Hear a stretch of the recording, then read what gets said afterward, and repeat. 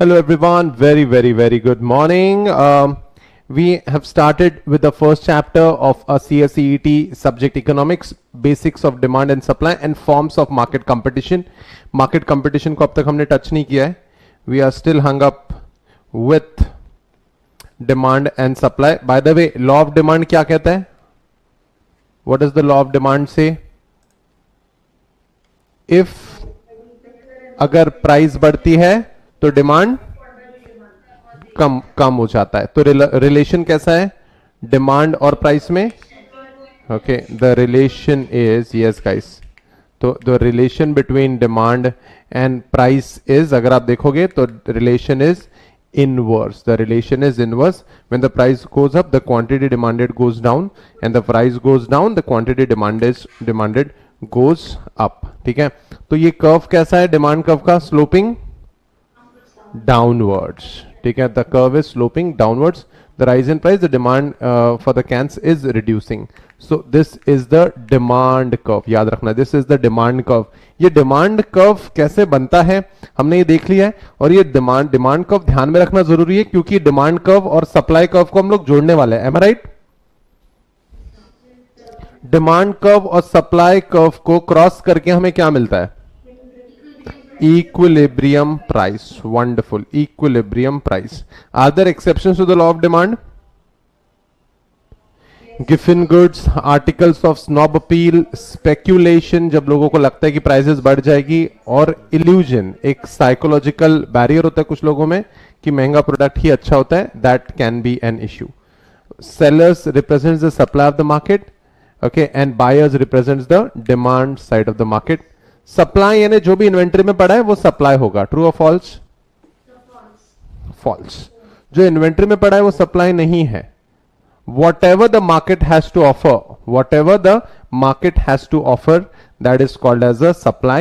Supply is not the same concept as that of something in the stock. जो stock में है वो supply नहीं है, याद रखना. और जैसे जैसे प्राइस बढ़ता है सप्लाई भी बढ़ते जाता है. There's a direct relationship between price and quantity supplied, and this is the supply curve. Supply curve और डिमांड कर्व हम लोगों को दोनों कंसेप्ट समझने हैं, लेकिन कोई भी जब लॉ होता है तो काफी सारी चीजों को कांस्टेंट माना जाता है. जब कोई भी हम लोग लॉ पढ़ते हैं, किसी भी थ्योरी में कोई भी हम लोग लॉ पढ़ते हैं, तो कुछ चीजों को कांस्टेंट कंसिडर, यानी हम लोग हमेशा कहते हैं ना कि अगर मैंने आज से रोज 6 घंटे पढ़ाई की तो पास हो जाऊंगा. यानी आपने कुछ ना कुछ अज्यूम किया है. क्या कहते हो? अगर मैंने आज से रोज 6 घंटे पढ़ाई करी तो मैं पास हो जाऊंगा. तो आपने क्या कांस्टेंट किया है? 6 आवर्स का कंसिस्टेंट स्टडीज, जो कि नामुमकिन है. मुझे क्या पता, तुम बताओ, मुमकिन है या नामुमकिन है? आधे लोगों से बोला नहीं जा रहा है. ठीक है, all other factors being equal को सेटरस पैरिबस कहा जाता है. Yes, the demand curve and the supply curve. हम इन दोनों को अब इन दोनों को हम लोग जोड़ देते हैं तो आपको मिलेगा प्राइस इक्विलिब्रियम. एक ऐसा प्राइस पॉइंट जहां पे डिमांड और सप्लाई सेम है और उस प्राइस पे लोग खरीदना भी चाहेंगे और सेलर्स बेचना भी चाहेंगे. कौन सी इक्विलिब्रियम प्राइस? 60 रुपीज पे डिमांड भी 25 kg का है, सप्लाई भी 25 kg का है, surplus 0, shortage 0. And this is what every businessman would like to be in the position to be into. हर बिजनेसमैन इसी में चाहेगा. ठीक है, हर बिजनेसमैन उसी पॉइंट पे आना चाहेगा. ओके, उसके बाद हमने इलास्टिसिटी पढ़ा था. Elasticity, what do you mean by elasticity?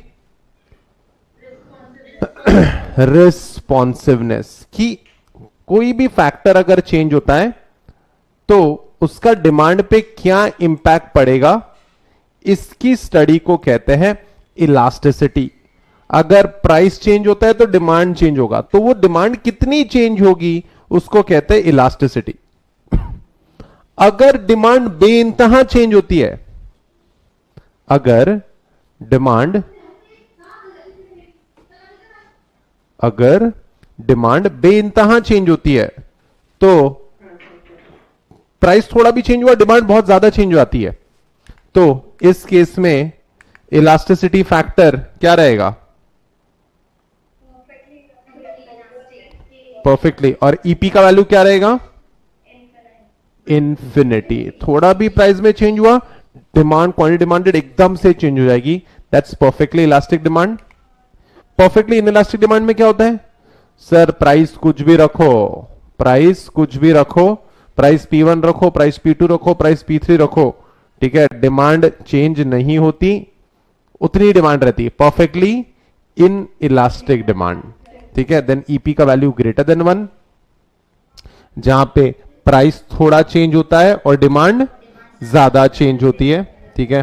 Change in the price leads to bigger change in demand, here the value of EP is greater than 1। And relatively inelastic, जहां पे price बहुत ज्यादा change होती है लेकिन demand बहुत ज्यादा change नहीं होती, रिलेटिवली इन इलास्टिक, जितना प्राइस चेंज होगा उतनी ही डिमांड चेंज होगी, यूनिटरी इलास्टिक, ठीक है। दैट्स ईपी का वैल्यू रहेगा 1। Can anyone tell me what's the formula, by the way, what's the formula for price elasticity of demand?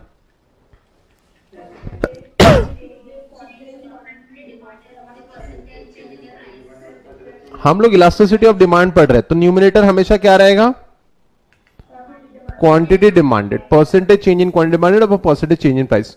आज हम लोग इनकम इलास्टिसिटी ऑफ डिमांड पढ़ने वाले हैं, तो फॉर्मूला क्या बनेगा उसका? Percentage change in quantity demanded divided by change in income.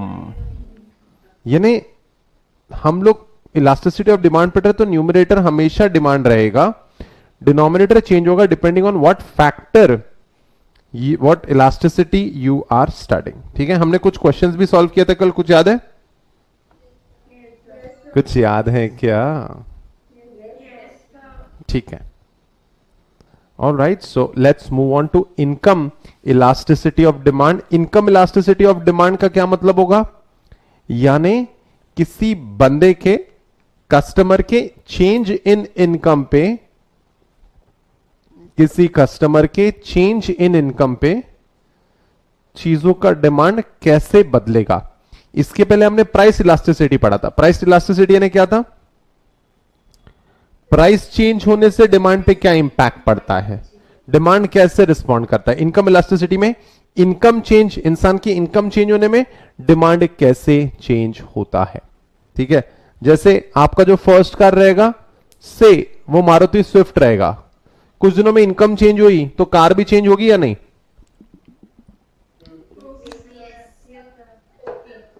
Income change हुआ, आपका प्रोडक्ट का पैटर्न बदल गया यार, ठीक है। 10 साल बाद, ठीक है, 5 साल बाद तुम लोग होंडा सिटी लोगे, फिर और 5 साल बाद you will say no no no no no, I want to buy a Mercedes Benz. Income change हुई, प्रोडक्ट का क्राइटेरिया चेंज हुआ, ओके। फॉर्मूला क्या रहेगा? Very simple, income elasticity percentage change in demand upon change in income. यार थोड़ी देर पहले तो आपने प्राइस पढ़ाया था यार, तो गलत पढ़ा रहे हो आप। थोड़ी देर पहले प्राइस पढ़ाया था ना तुमने। सर प्राइस इलास्टिसिटी पढ़ रहे थे, अभी इनकम इलास्टिसिटी पढ़ रहे। तो जो भी फैक्टर का इलास्टिसिटी, जो भी फैक्टर के बेसिस पे डिमांड चेंज होगी उसको हम लोग डिनोमिनेटर में लेंगे, ठीक है। इसको एक और तरीके से हम लोग समझा सकते हैं, क्या है ये? Income elasticity is equal to, ये क्या है? डेल्ट, ये क्या? हाँ, change change change in quantity demanded upon original quantity into change in income upon original income. Perfect, वो वह फंडा है। एक बार प्राइस इलास्टिसिटी समझ गया, बाकी सारे फैक्टर्स इजी हो जाते हैं। Income elasticity is the demand, income elasticity of demand is the degree, are you there with me? Page number 11 पे हम लोग, income elasticity of demand is the degree of responsiveness of demand to the change in income.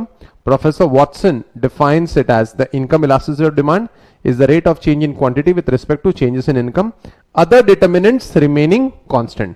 और भी तो factor है ना, उसको constant रखेंगे। कोई भी लॉ पढ़ना है तो यार कुछ चीजें तो कांस्टेंट होनी चाहिए, क्या कहते हो? यानी आप भी अभी इकोनॉमिक्स पढ़ रहे हो तो लॉजिकल रीजनिंग का टेंशन ले रहे हो क्या? उसका कैसा होगा? हाँ नहीं सर, अभी लॉ पढ़ रहे हैं ना, अभी इकोनॉमिक्स पढ़ रहे हैं ना, तो हम लोग बाकी चीजों को थोड़ा ज्यादा इंपॉर्टेंस नहीं देंगे। Perfect. Income elasticity of demand is the rate of change of quantity with respect to changes in income, other determinants remaining constant. Income elasticity of demand can be measured by following formula: percentage change in quantity demanded upon percentage change in income.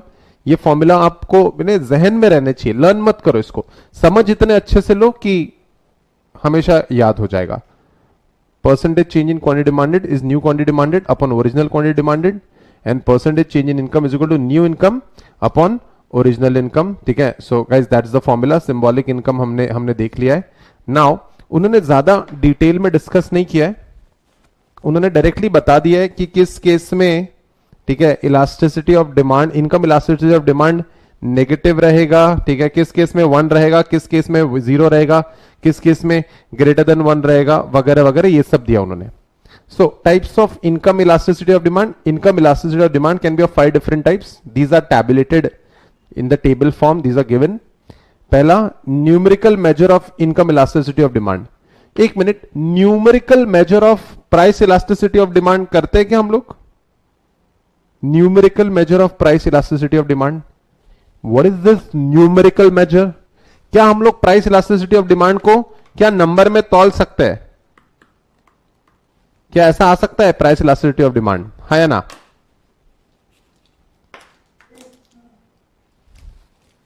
क्या price elasticity of demand 1 आ सकता है? 1. 5 आ सकता है क्या? 5. इसी को कहते हैं न्यूमेरिक प्रेजेंटेशन. ठीक है, तो परफेक्टली इलास्टिक डिमांड, ठीक है, perfectly elastic demand, price elastic, perfectly price elastic demand क्या रहेगा value? Infinite. Perfectly inelastic demand का वैल्यू क्या रहेगा? अरे बाकी सब लोग, ओए हेलो, रिवीजन नहीं करवा रहा हूं, सरप्राइज टेस्ट है ये. Relative elastic demand, wonderful. Relatively inelastic demand, unitary elastic demand, perfect. यानी हम लोग नंबर में प्रेजेंट कर सकते हैं इलास्टिसिटी को. जी हां, यहां भी वही किया है, टैबुलर फॉर्म में किया है. Negative demand for a commodity falls as income rises. जैसे जैसे लोगों की इनकम बढ़ती है, जैसे आप लोगों को कोई प्रोडक्ट लेना है तो शोरूम में जाते हो, हाँ या ना? कि रास्ते से ही खरीद लेते हो? ठेले से कपड़े खरीद लिए बोले? हाँ, क्या? Tell me. सबका अपना अपना होता है यार. ठीक है, ठेले से खरीदते हो, हाँ या ना? हाँ या ना? मैंने तो देखा ही नहीं कि ठेले से कपड़े खरीदे जाते हैं. ऐसे भी लोग होंगे हमारे क्लास में. I hope I am right. Inferior goods है ये. यानी यू वोंट बिलीव, ठीक है, हम लोग अच्छी लाइफ जीते thanks to our parents and grandparents is hard work. लोग सेकेंड हैंड कपड़े खरीदते हैं यार. सेकेंड हैंड, तुमने व्हीकल सुना होगा, लोग सेकेंड हैंड कपड़े खरीदते हैं. ये इंफीरियर गुड्स है, ये इंफीरियर. अच्छा, ये दूध में भी टाइप्स आते हैं, पता है ना तुमको? एकदम बेसिक मिल्क, काफी सस्ता वाला. फिर आता है फुल क्रीम, है ना? अमूल गोल्ड. कितने का आता है ये?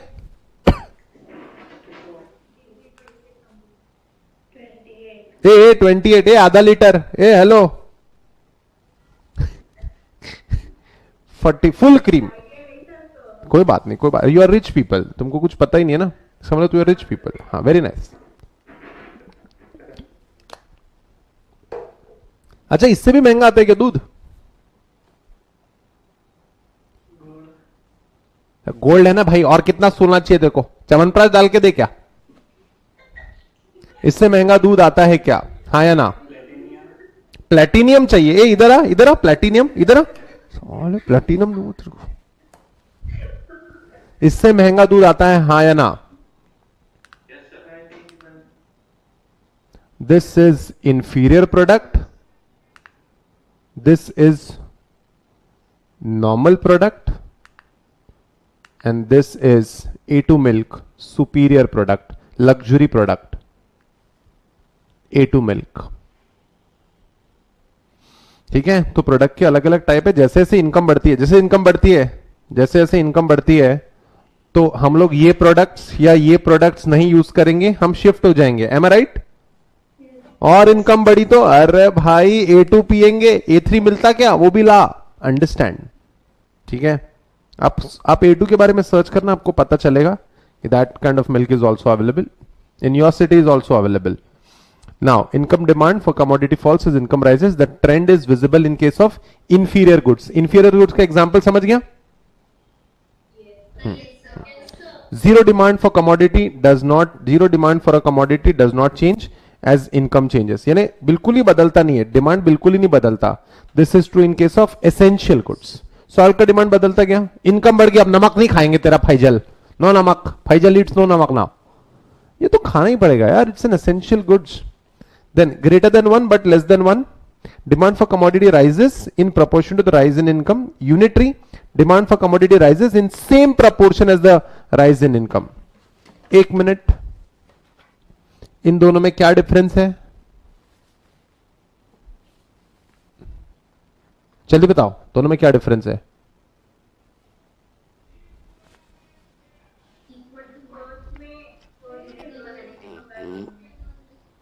फर्स्ट में ठीक है राइज जरूर होता है, लेकिन सेम प्रपोर्शन में नहीं होता। ठीक है, ये सेकंड में सेम प्रपोर्शन में होता है, तभी तो उसका फैक्टर कितना आता है, EI कितना आएगा? 1। Perfect. And last one, greater than unity, demand for commodity rises more than the proportion to rise in income. तो सर हर जगह तो राइज ही हो रहा है ना, फिर डिफरेंस क्या है? सर यहां पे लेस देन 1 है, यहां पे 1 है, और यहां पे ग्रेटर देन 1 है। ठीक है, जिसको ये समझता है, ये समझते हैं हम सबको, उसको ये भी समझेगा। ओके, क्या हम आगे बढ़ सकते हैं? तो this was all about income elasticity of demand. मैं आपको इसमें बहुत बढ़ा सकता हूं, लेकिन हमारा इंस्टीट्यूट चाहते हैं कि यार ठीक है, अगर बेसिक भी समझ गया तो काफी है। Cross elasticity of demand, what is cross elasticity?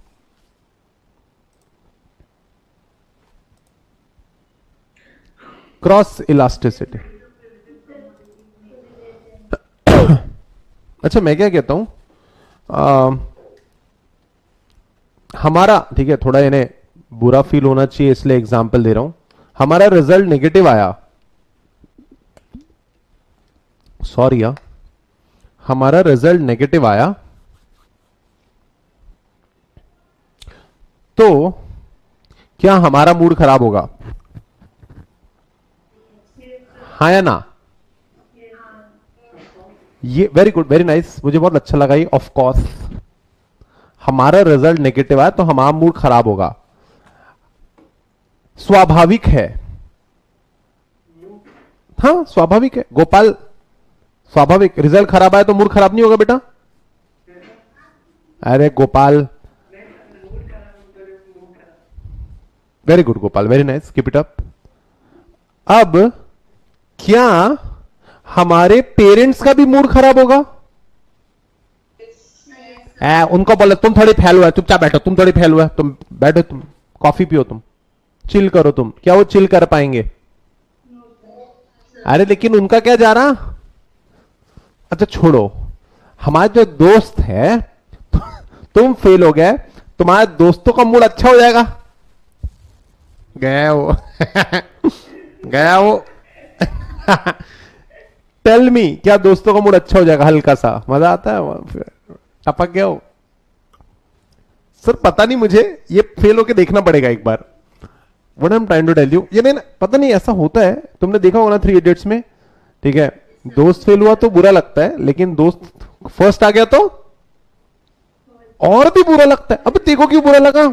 तेरा दोस्त फर्स्ट है, तेको क्यों बुरा लगा? पता नहीं क्या होता है, तो हमारा दोस्त होता है वो, लेकिन अगर वो फेल हो गया और हम पास हो गए तो हमको ऐसा लगता है देखा हम है कैप्टन अमेरिका यहाँ के। I don't know what goes wrong, but guys that is cross feeling, okay? यानी रिजल्ट किसी और का अच्छा बुरा है, अच्छा बुरा किसी और को लग रहा है। इट इज जस्ट लाइक तू प्यार है किसी और का, तुझे चाहता, तो ऐसा है वो। ठीक है, चलो आगे बढ़ते हैं। क्रॉस इलास्टिसिटी यानी प्राइस किसी और का बदला है, और फर्क किसी और, हां फर्क डिमांड किसी और की बदल रही है। जैसे टी एंड कॉफी, टी का रेट बढ़ गया या कॉफी का रेट बढ़ गया, आधे लोग टी पे स्विच हो जाएंगे, सब्स्टिट्यूट प्रोडक्ट्स। या फिर complementary products, pen and ink, ink का प्राइस बढ़ गया अगर, तो पेन का डिमांड हल्का सा कम होने का चांस हो सकता है। So guys let's check out cross elasticity of demand. The responsive of demand to change in prices of a related commodity is called cross elasticity of demand. अच्छा, तुम फेल हो गए, रास्ते का भिखारी खुश होगा तुम्हारे लिए या नाराज होगा तुम्हारे लिए? वो जानता ही नहीं है तुझे, उसको कुछ फर्क ही नहीं पड़ेगा। If an unknown person gets to know your result, will he be happy or sad for you? तो क्या हुआ? वो फिलोसफी मारेगा तुमको, तो क्या हुआ बेटा, जिंदगी बहुत लंबी है, ऐसा बोलेगा, मैटर खत्म हो जाएगा। वो बहुत ही न्यूट्रल रहेगा। Doesn't know you, he doesn't know you. So guys, यहां पे एक बहुत ही इंपॉर्टेंट वर्ड छुपा हुआ है, रिलेटेड कमोडिटीज में ही क्रॉस इलास्टिसिटी हो सकता है। Thus, cross elasticity of demand is the responsiveness demand of commodity X to the change in price of commodity Y, represented as follows. Symbolically, cross elasticity of demand EC, that is percentage change in quantity demanded of A and percentage increase in the product of price B. तो institute ने थोड़ा सा जो उनके study material में थोड़ा सा formula अच्छा दे सकते थे वो लोग, EC is equal to change in quantity demanded of product A divided by percentage change in price of product B. तो वो लोग एक हल्का सा बीच में डिवीजन का सिंबल, डिवीजन का ये लाइन देना भूल गए हैं। कृपया इस रेखा को खींचे और ऐसा ना सोचे कि इंस्टीट्यूट का मॉड्यूल बर्बाद है। इंस्टीट्यूट का मॉड्यूल अच्छा है, इंस्टीट्यूट का मॉड्यूल बेस्ट रहता, आईसीएसआई बेस्ट है। ठीक है, क्या अपडेट हो जाएंगे नोट्स? आगे बढ़ते हैं। अब दो टाइप के क्रॉस इलास्टिसिटी, दो टाइप के रिलेशन बताती है हमको। कौन से दो टाइप के रिलेशन है? Substitute and complementary. The relation between X and Y commodities में be substitute as in case of tea and coffee और complementary as in case of ball pens and refills. हमने इंक बोला, वो लोग refill बोल रहे हैं। Main measures of cross elasticity with description are as follows.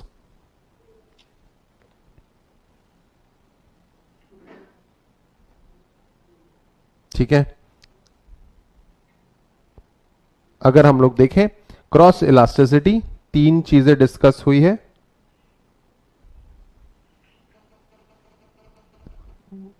Cross elasticity is equal to infinity when commodity X is nearly a perfect substitute of Y. ठीक है, infinity बोलते हैं हम लोग, इसको पॉजिटिव साइन बोल रहे हैं क्योंकि परफेक्ट सब्स्टिट्यूट कुछ भी नहीं होता है। ठीक है, ये लोग इंस्टीट्यूट उसको इंफिनिटी कह रही है, हम इंफिनिटी ही ध्यान में रखेंगे। दूसरा, cross elasticity is equal to zero. Cross elasticity zero कब होगी? जब भिखारी को तुम्हारा रिजल्ट पता चलेगा, जो तुमको जानता ही नहीं है। when the commodities are not related. Complementary, cross elasticity is equal to negative when x and y are complementary. ठीक है, जैसे कार अगर हमें चलानी है तो what is the complementary good? Car अगर चलानी है तो कॉम्प्लीमेंट्री गुड्स क्या है? पेट्रोल या डीजल, जो भी होगा। इसकी प्राइस बढ़ी, इसकी डिमांड घटी। तो अगर हम लोग इसका ग्राफ बनाए तो ग्राफ कैसे बनेगा? कॉम्प्लीमेंट्री गुड्स का ग्राफ, इसकी प्राइस, ठीक है, इसकी प्राइस P1 से P हुई तो उसकी क्वांटिटी, ठीक है, M1 से M हुई। क्या क्वांटिटी कम हो रही है? क्या क्वांटिटी डिमांडेड कम हो रही है प्राइस बढ़ने से? देखो देखो देखो देखो, प्राइस बढ़ रही है, क्वांटिटी कम हो रही है, पेन और इंक या कार और पेट्रोल का। तो कॉम्प्लीमेंट्री में क्या होता है? नेगेटिव। सब्स्टिट्यूट में कैसा ग्राफ बनता है? ऐसे, प्राइस ऑफ टी बढ़ी, क्वांटिटी डिमांडेड ऑफ कॉफी भी बढ़ जाती है। लेकिन अगर एकदम परफेक्ट सब्स्टिट्यूट है तो वैसे पॉजिटिव होगा, लेकिन परफेक्ट सब्स्टिट्यूट्स रहे तो इंफिनिटी होगा। याद ध्यान में रहेगा क्या? ये परफेक्ट सब्स्टिट्यूट है तो इंफिनिटी होगा।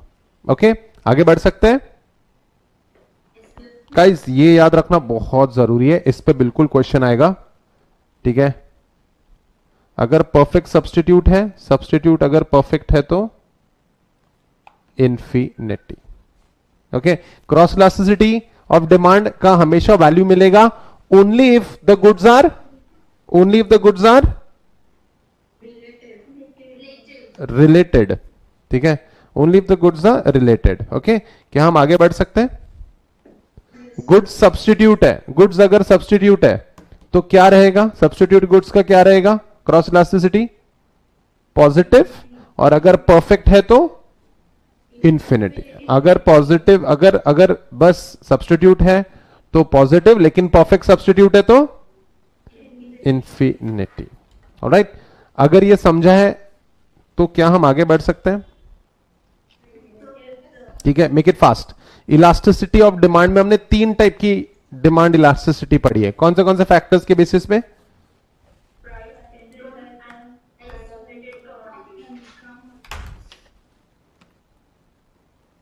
प्राइस, इनकम एंड, हाँ, क्रॉस इलास्टिसिटी हमने पढ़ी, रिलेटेड कमोडिटीज की इलास्टिसिटी हमने पढ़ी है। परफेक्टो, क्या इसका एनालिसिस करके ओके आप मुझे सारे डाउट्स आज के आज पूछ के खत्म करेंगे? ये टॉपिक आज ही हमें रेडी करना है, as if there is exam tomorrow. कोई डाउट है तो आप मुझे आज, कल, परसों, नरसों तक पूछ सकते हैं। ये टॉपिक हम फुल प्रूफ बनाएंगे, इस पे जरूर क्वेश्चन आता है। ओके, आगे बढ़े। इलास्टिसिटी ऑफ डिमांड हमने 3 वेरिएबल्स पढ़ी है। प्राइस ऑफ कमोडिटी करेक्ट, दूसरी related and consumers income perfect. Okay टोकी, छोटा सा टेस्ट ले लू क्या?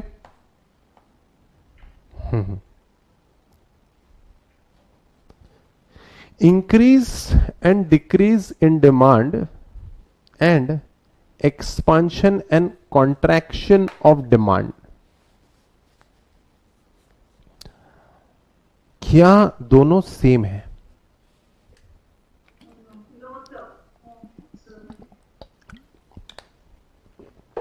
क्या दोनों में क्वांटिटी डिमांडेड कम ज्यादा होगी? क्या दोनों में क्वांटिटी डिमांडेड कम ज्यादा होगी? बट क्या दोनों कंसेप्ट सेम है? जी नहीं। ठीक है, थोड़ा ध्यान देने वाला पॉइंट है, इसमें भी ग्राफ वर्क होगा। ठीक है, एक बात बताओ, प्राइमा फेसी डिस्कस करते हैं। इन दोनों में से शिफ्ट इन डिमांड कर्व किस में आएगा? और एक्सपांशन और कॉन्ट्रैक्शन में क्या हम लोग सेम ग्राफ पे होते हैं?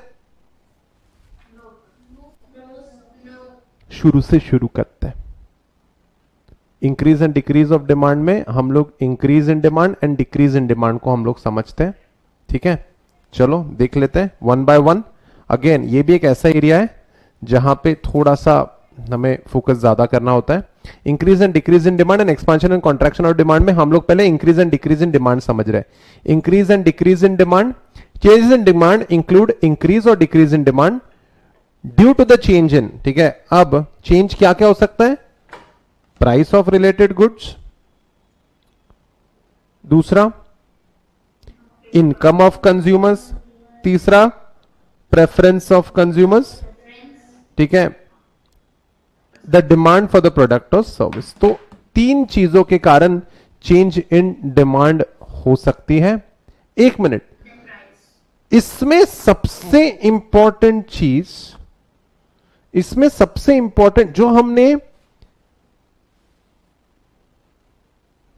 रिलेशन निकाला था सबसे पहले, डिमांड बढ़ती है, डिमांड कम होती है, हमने सबसे पहले कौन सा फैक्टर कंसीडर किया था लॉ ऑफ डिमांड समझने के लिए? यानी अगर प्रोडक्ट Y का डिमांड हमें समझना है तो सबसे पहले हम उसकी क्या क्या कोशिश करते हैं, किससे कंपेयर करते हैं, प्राइस को कंसिडर करते हैं। यहां पे क्या प्रोडक्ट वाई का प्राइस डिस्कस हुआ है, प्राइस ऑफ रिलेटेड गुड्स यानी सब्स्टिट्यूट और complementary goods, income of consumers, यहां भी प्राइस उस प्रोडक्ट का डिस्कस ही नहीं कर रहे। प्रेफरेंस ऑफ कंज्यूमर, वाई का प्राइस कहीं है ही नहीं। समझ रहे क्या, मतलब प्राइस सेम रख रहे हैं।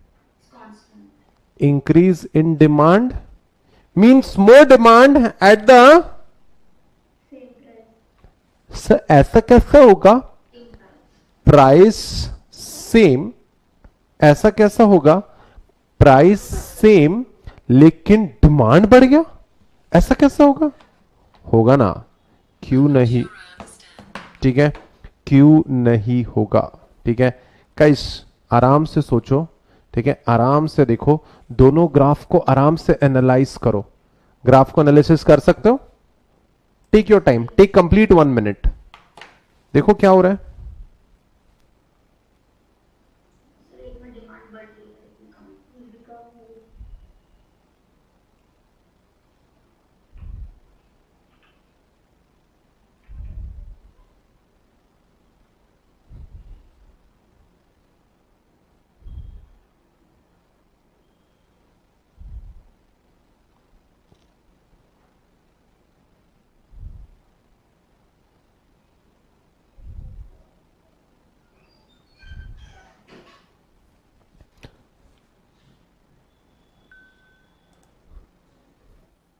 अगर आप ध्यान देंगे ग्राफ नंबर 1 में, ठीक है, प्राइस कितना है, प्राइस कितना है 60, क्वांटिटी डिमांडेड इज 500, ठीक है। स्लोप डी के अंदर जो हमें क्वांटिटी डिमांडेड है वो 500 आ रही है। स्लोप D1 ना डिमांड का ये कर्व है, इसके अंदर क्वांटिटी पर वीक कितना डिमांड हो रहा है देखो, शिट मैन, प्राइस तो बदला ही नहीं, राइट, फिर भी क्या बदल गई, डिमांड बदल गई। चलो ठीक है, दूसरा ग्राफ भी देखते हैं, क्या इसमें डिमांड चेंज हुई है देखो, और प्राइस भी चेंज हुई है, देखो प्राइस चेंज हुई है, price change, surprisingly price change नहीं हुई इसमें भी। पहले इसमें 500, पहले इसमें 500 है, ठीक है, दूसरे डिमांड, ओके, डिमांड कर्व 1 में, दूसरे इसमें प्राइस वही है लेकिन डिमांड कम हो गई है यार। दोनों में अगर आप देखोगे price remains, price is constant, still the demand has changed, कम हुई है या ज्यादा हुई है, price remain same. Increase and decrease in demand concept के अंदर प्राइस रिमेन सेम और डिमांड चेंज होगी due to price of related goods, change in the income of the consumer, change in the preference of the consumer. Okay, so guys let's check it out one by one.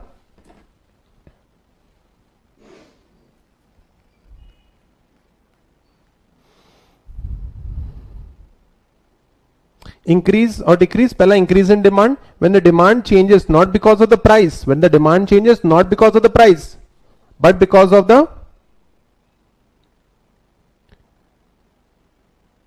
because of the changes in other determinants of demand, it is the case of either increase or decrease in demand. Increase in demand means more demand at same price, increase in demand means more demand at same price,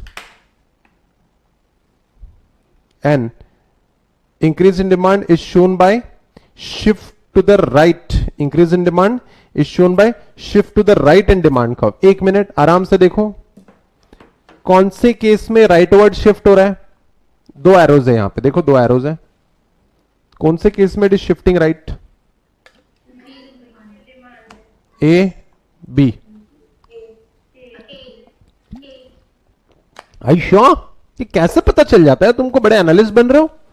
सब पहले 500 थी, 600 होगी, क्या price same है, क्या price same है, price remains same. This is this when the demand curve shifts right. When the demand curve shifts to the right, that is an increase in demand. Is it because of the change of price? Come on guys, answer karo yaar. Is it because of the change in price? It's not because of the change in price. It is because of the change in income or change in the price of substitute and complementary goods. Wonderful. So increase in demand is shown as shift to the right in the demand curve. मैं आपको Instagram के quiz में यही question पूछूंगा, ठीक है? So guys ये question Instagram पे जरूर आएगा, आज ही आएगा, ठीक है? Next, this could be caused by a number of factors including a rise in income, rise in the price of the substitute और fall in the price of complementary goods. Substitute और कॉम्प्लीमेंट्री गुड्स के example पूरे दिल में बैठ गए, fit हो गए 100%. दूसरा, decrease in demand. Decrease in demand means less demand at the same price. Demand decrease and cause a shift to the left of the demand curve for a number of reasons including fall in income, assuming a good is normal good, a fall in the price of substitute and rise in the price of the complementary goods. So guys, in this case the shift of the arrow is rightward or leftwards? हाँ, backward बोलने से अच्छा left बोल सकते हो आप, because theory में left ही बोलते हैं. बैकवर्ड भी गलत नहीं है बेटा आपका. यहां पे डिमांड कम हो गई बिकॉज आपकी इनकम गिर गई है, या आपकी, ठीक है, सब्स्टिट्यूट की प्रोडक्ट की प्राइस कम हो गई है, या कॉम्प्लीमेंट्री प्रोडक्ट की प्राइस बढ़ गई है. That is why there is a decrease in demand. और इसका रीजन कौन सा नहीं है? Price of the goods is definitely not the reason. Increase and decrease in demand क्या कांस्टेंट है? Price is constant. क्या कांस्टेंट है? Price is constant. किसी को कोई डाउट? अरे बी ऑनेस्ट टू योरसेल्फ. किसी को कोई डाउट? पक्का पक्का क्वेश्चन पूछे?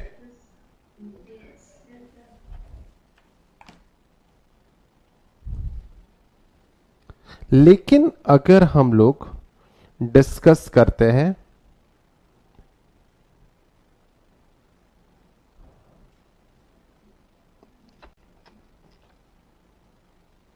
ये हमने बनाया है डिमांड कर्व, ये हमने बनाया demand curve. M I right? Correct. हमने प्रोडक्ट का प्राइस कर दिया है, ठीक है, हमने प्रोडक्ट का प्राइस कर दिया है 30. आपको तो दिखाई दे रहा होगा. हमने प्रोडक्ट का प्राइस कर दिया है 30. डिमांड कितनी होगी? बताओ बताओ मेरे कंपनी सेक्रेटरीज, बताओ.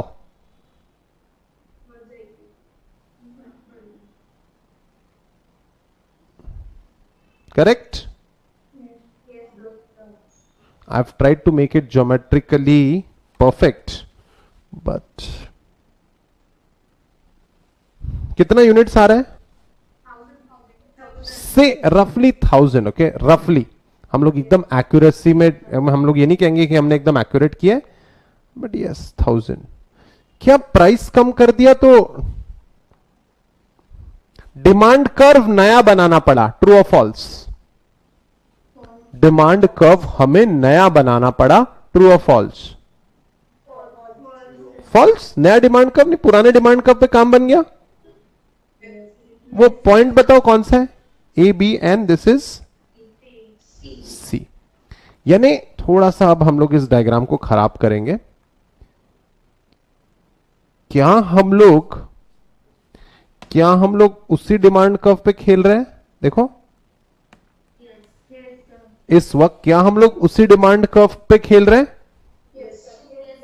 या फिर हम लोग नया डिमांड कर्व बना रहे हैं? ऐसा सर ये तो ना, ये जो आप बना रहे हो, this will be a shift in demand curve. और शिफ्ट कहां हो रहा है? राइट में, लेफ्ट में? When you shift towards the right, demand, perfect. And when you shift towards the left, perfect. उनको बोलो फेल करके दिखाओ. ठीक है. यहां पे आप सेम डिमांड कर्व पे खेल रहे हो. यहां पे आप सेम डिमांड कर्व पे खेल रहे हो.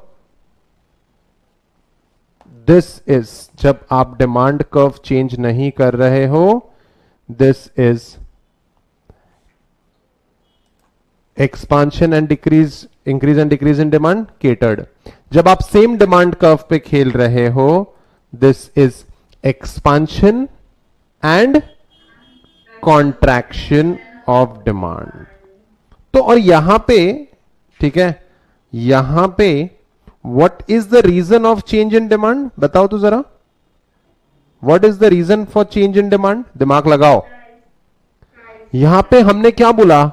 हमने 40 रुपीज को 30 रुपीज पे लाया, तो हमारा डिमांड बढ़ गया. यानी अब तक हम लोग प्राइस को कांस्टेंट रख रहे थे.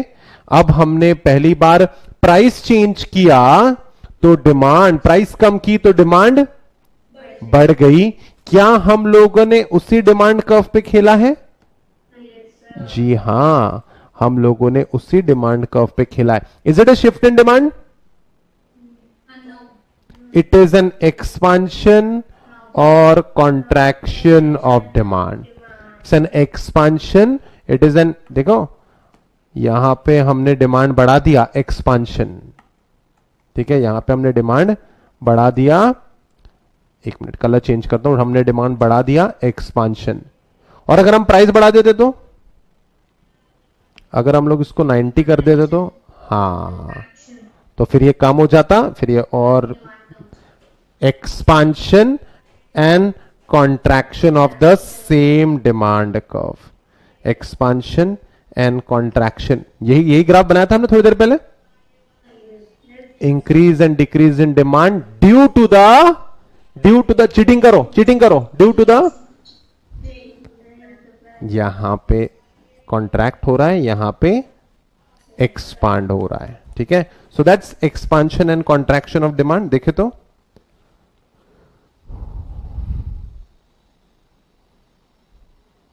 expansion and contraction demand, when the quantity demanded of a commodity increases as a result of fall in price, it is called extension in demand. And when the quantity demanded decreases as a result of an increase in the price of the commodity, it is called contraction in demand. The following diagrammatic representation of expansion and contraction of demand. ठीक है, देखो यहां पे price बढ़ा दी तुमने तो demand कम हुई. Demand कम हुई मतलब कॉन्ट्रैक्शन. यहां पे आपने प्राइस बढ़ा दी मतलब डिमांड बढ़ गई मतलब expansion. As simple as that. Expansion and contraction of demand, it is specifically due to change in the price. लेकिन प्राइस इकलौता एस्पेक्ट होता है, जिसके कारण प्राइस इकलौता एस्पेक्ट होता है जिसके कारण डिमांड चेंज होती है. ट्रू और फॉल्स? ट्रू और फॉल्स में नो कहने वालों. फॉल्स? अरे यार तुम्हारा तो सामने ही है सर. लेकिन प्राइस इकलौता रीजन नहीं है. और रीजन कौन से हो सकते हैं बताइए तो? Income, price of related goods and preferences of the consumer. Taste of consumer. ये लोगों का टेस्ट भी चेंज होता है क्या? लोगों का टेस्ट चेंज होता है. तुम लोग खुद को देख लो. बचपन में चॉकलेट के नाम पे शक्कर खा लेते थे, अब खाते हो क्या?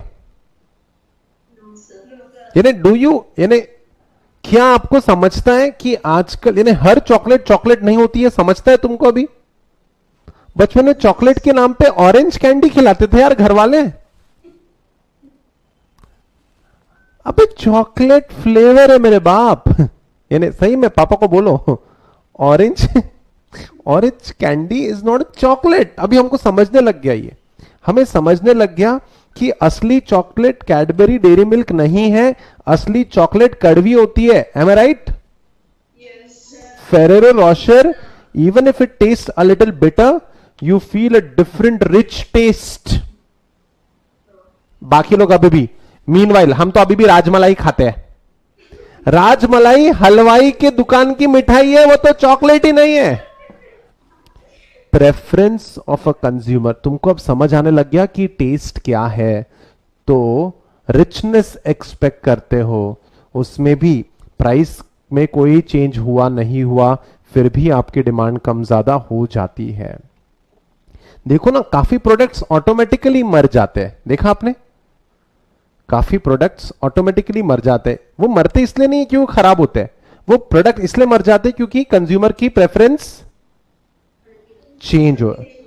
नोकिया मर गया ना, नोकिया मरा क्या? तुमने बचपन में जो पहला फोन देखा था वो नोकिया ही होगा, if I am not wrong, है ना? Nokia was the market leader for 12 years. लेकिन अचानक से लोगों को कौन से फोन चाहिए थे? ठीक है, स्मार्टफोन चाहिए। No not not Apple, not necessarily Apple. लोगों को चाहिए थे अच्छे टच वाले एंड्रॉइड फोन्स, टच वाले भकाबक काम करने वाले फोन चाहिए उनको। बटन कौन दबाएंगे रे? बटन, और उस बटन वाले फोन से जमीन भी टूट जाती थी, वो भी एक प्रॉब्लम था। Preferences of the consumers changed, and this is where price has no role to play. Trust me guys, this is a gray area, this is a gray area. इस पे वो लोग 2 मार्क वाला एमसीक्यू बनाएंगे। EET exam में 2 type के MCQs होते हैं, नॉर्मल एमसीक्यूज और थोड़े जहां पे लॉजिक सप्लाई करने पड़ते वो वाले एमसीक्यूज। मैं चाहता हूं नॉर्मल एमसीक्यूज तो तुम लोग हर कोई सॉल्व कर लेगा, क्योंकि उसमें रट्टा मारने वाला काम होता है। 2 मार्क्स वाले एमसीक्यूज में एप्लीकेशन लगेगा, नॉलेज लगेगा, और मैं चाहता हूं मेरे स्टूडेंट्स अप्लाइड स्टूडेंट्स बने, हाँ या ना? नहीं सर, हम तो एक मार्क वाले ही हम। 1 मार्क के ज्यादा क्वेश्चन नहीं पूछेंगे।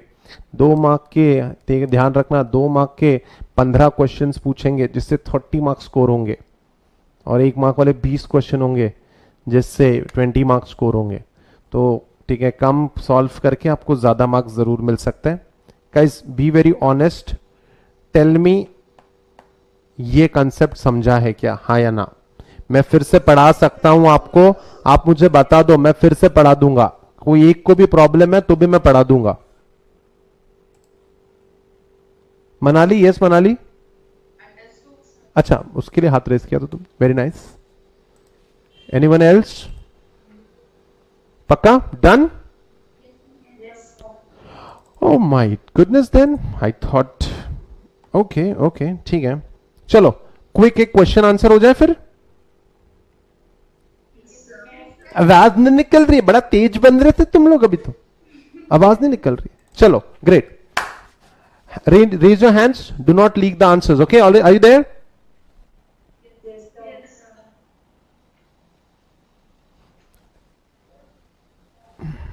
रुको, इनकम में चेंज होता है तो डिमांड चेंज होती है, option A option B, raise your hands, don't leak it. Income में चेंज होता है तो डिमांड चेंज होती है, option A option B. Priyanshi, Manali, Santoshni, Priyanka, question नहीं समझे? Raise your hands, raise your hands बोला बेटा। Option A increase and decrease in demand, option B expansion and contraction in demand. 50% students have raised their hand, rest of the students are chilling.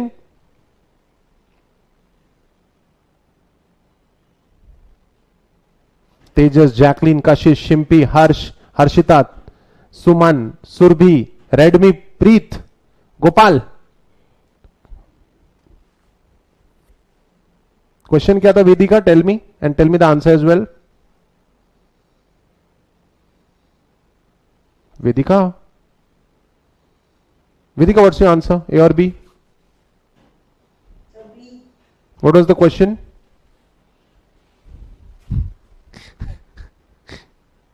Anyone who can tell me? Manisha, can you tell me the question as well as the answer?